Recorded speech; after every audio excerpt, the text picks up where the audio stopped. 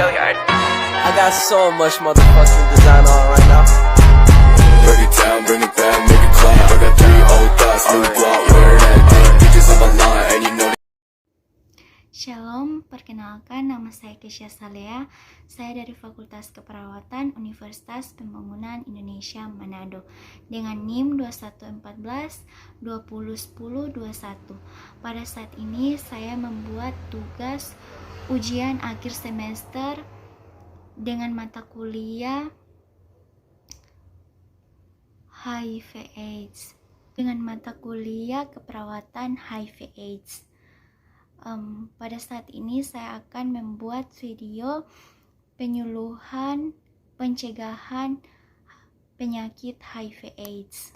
Pengertian HIV/AIDS atau Human Immunodeficiency Virus adalah virus yang menyerang sistem kekebalan tubuh yang dapat melemahkan kemampuan tubuh melawan infeksi dan penyakit.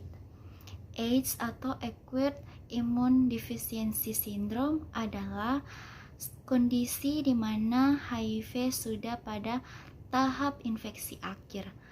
Ketika seseorang sudah mengalami HIV/AIDS, tubuh tidak lagi memiliki kemampuan untuk melawan infeksi yang ditimbulkan. Dengan menjalani pengobatan tertentu, pengidap HIV bisa memperlambat perkembangan penyakit ini, sehingga pengidap HIV bisa menjalani hidup dengan normal.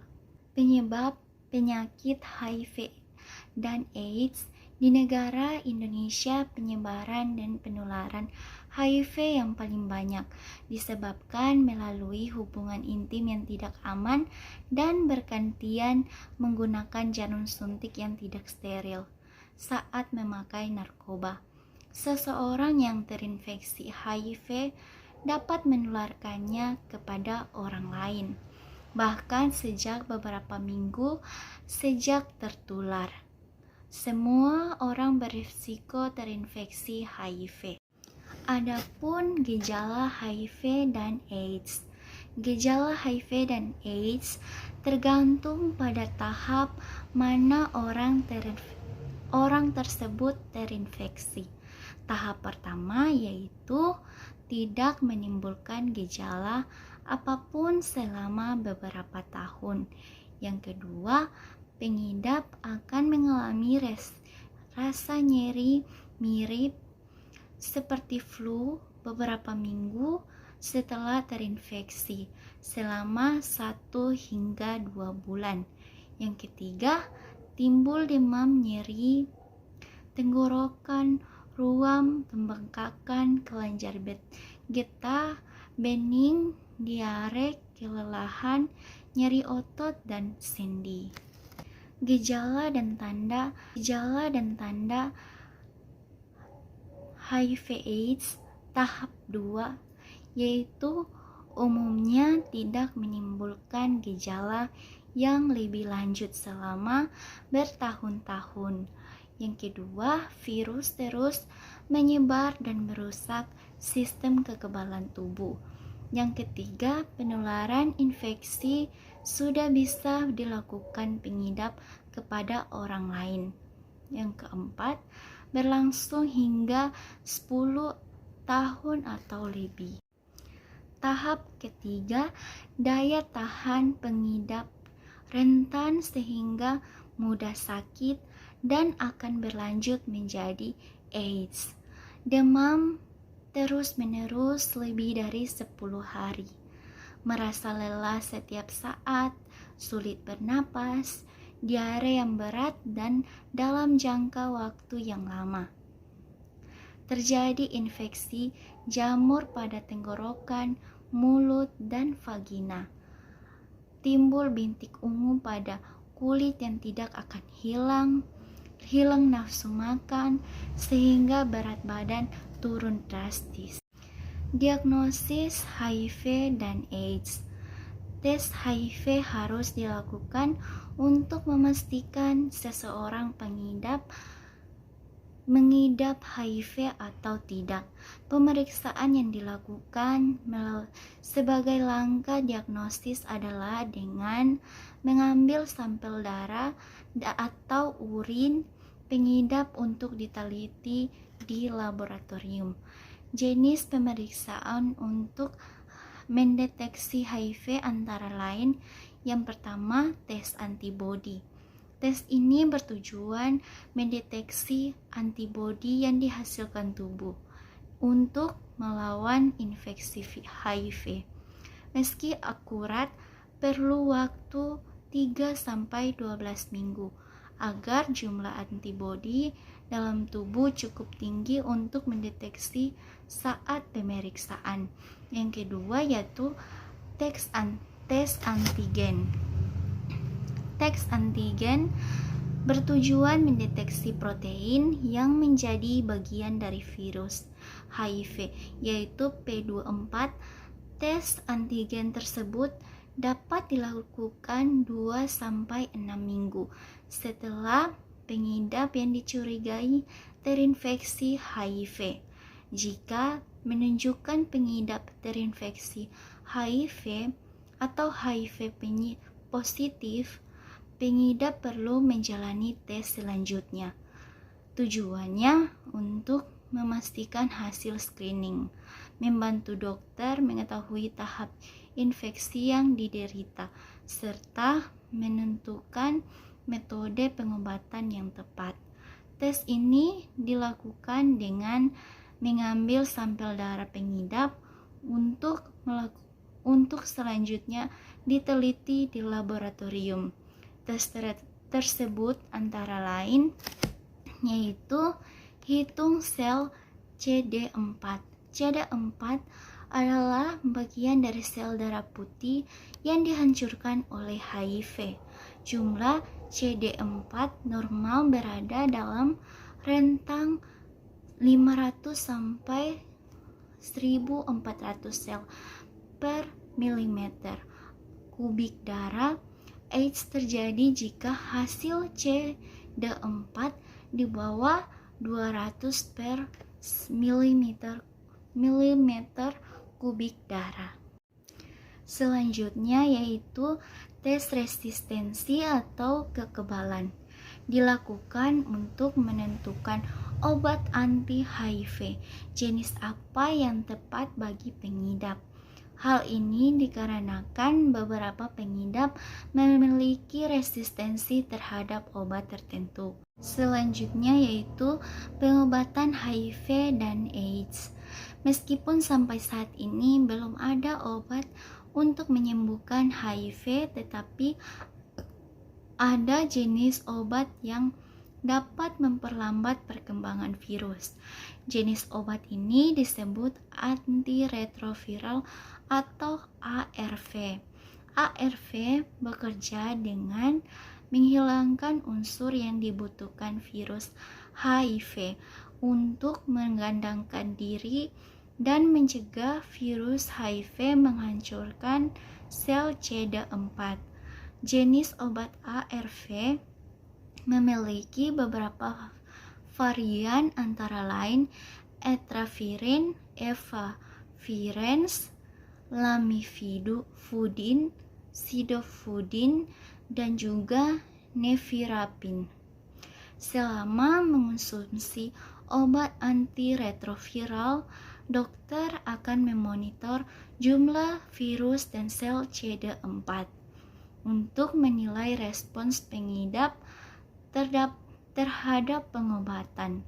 Hitung sel CD4 untuk dilakukan tiap 3-6 bulan.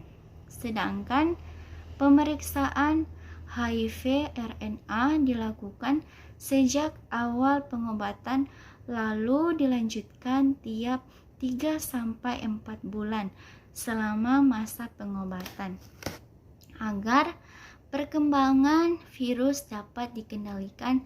Pengidap harus segera mengonsumsi ARV begitu didiagnosis mengidap HIV.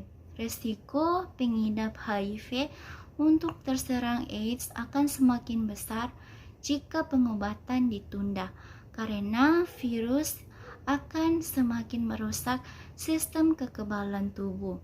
Selain itu, penting bagi pengidap untuk mengonsumsi ARV sesuai petunjuk dokter.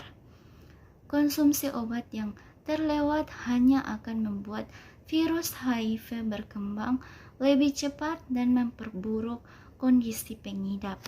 Segera minum obat jika jadwal konsumsi obat pengidap dan tetap ikuti jadwal berikutnya.